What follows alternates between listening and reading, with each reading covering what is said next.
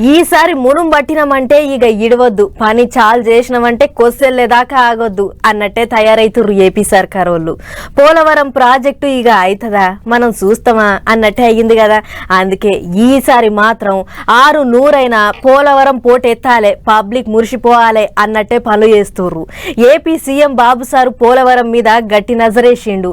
మళ్ళోసారి పోలవరం కాడికి బండి కట్టిండు, ఇంజనీర్లతోని మీటింగ్ పెట్టిండు. పని ఒక్కసారి అరుచుకొద్దాం. పొద్దుగాల ఇక వేరే మీటింగులు ఏం పెట్టుకోకుండా ఇంత నాట చేసి ముఖ్యమంత్రి సీదా పోలవరం కాడికే బండి కట్టిండు. నీళ్ల మంత్రిని తత్తిమ ఆఫీసర్లను అందరిని తోలుకొని కట్ట మీదకి పోయిండు. అప్పట్లో కొత్తగా గద్దెనెక్కిన యాలల్లో ఓసారి పోయి వచ్చిండు, మళ్ళా ఇప్పుడు పోయిండు. మళ్ళోసారి అంతా తిరిగి చూసిండు. ఇది వరకు గాలి మోటార్ వేసుకొని తిరిగేటోళ్ళు గాని ఈసారి సారు మొత్తం కాళ్ళతోనే తిరిగి చూసిండు. 20 ఏండ్ల నాడు సురువు చేసిన నాటి నుంచి ఇప్పటిదాకా పనులు ఎంతదాకా ఒడిసినాయి, ఇంకెంత పని బాగున్నది మొత్తం ముందుగానే కాగితాల మీద లెక్కలన్నీ రాసి సీఎం సార్కు చూపించిండ్రట ఆఫీసర్లు. కొత్త డయాఫ్రమ్ వాళ్ళు గైడ్ బండ్ కట్టనికే ఎంత ఖర్చు అవుతుందని అడిగితే 1200 కోట్లకు ఎక్కువనే అవుతుందని చెప్పిండ్రట ఆఫీసర్లు. ఇక చుట్టుముట్టు తిరిగి చూసినాక సారు ఇంజనీర్లు ఆఫీసర్లతో మాట ముచ్చట చేసి అటెనక మైకుల ముంగటికి వచ్చిండు. పనులు ఎట్టెట్ట నడిచేది మొత్తం చెప్పుకొచ్చిండు. 2026 మార్చి నాటికి డయాఫామ్ అన్నారు, కానీ నేను చాలా స్పష్టంగా చెప్పింది డిసెంబర్కే పూర్తి చేయమంటున్నాం. 2025 డిసెంబర్కే డయాఫామ్ వాళ్ళు పూర్తి కావాలని. ఈసీఆర్ఎఫ్ గ్యాప్ 1 డిసెంబర్ 10న పనులు మొదలవుతాయి, 26 ఫిబ్రవరిలో పూర్తి చేస్తామన్నారు. అవసరమైతే ప్రీపోన్ చేయమంటున్నాం.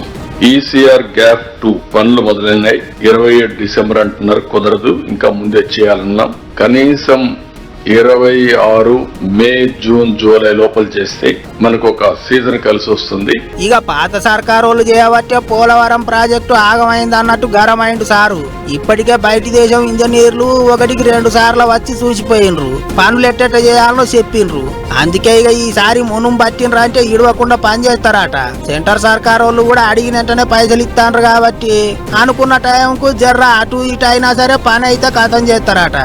జరిగిన నష్టాన్ని, జరిగిన విధ్వంసాన్ని తిరిగి రికవర్ చేయలేదు, కానీ పని చేశారు. అందుకే 11 సీట్లు ఇచ్చారు. ఆ 11 సీట్లు కూడా డిజర్వింగ్ గా కాదా అది వేరే విషయం. I'm not debating that. ఇది ఒక కేస్ స్టడీ. భారతదేశ చరిత్రలో ఇలాంటి దుర్మార్గమైన కార్యక్రమాలు చేసినా కూడా బుకాయించే పరిస్థితి ఉన్నారంటే దిస్ కేస్ స్టడీ.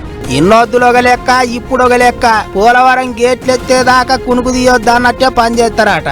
పాత సర్కారు వాళ్ళు ఉత్త పుణ్యానికి 1000 కోట్లు గంగల పోసిండ్రట.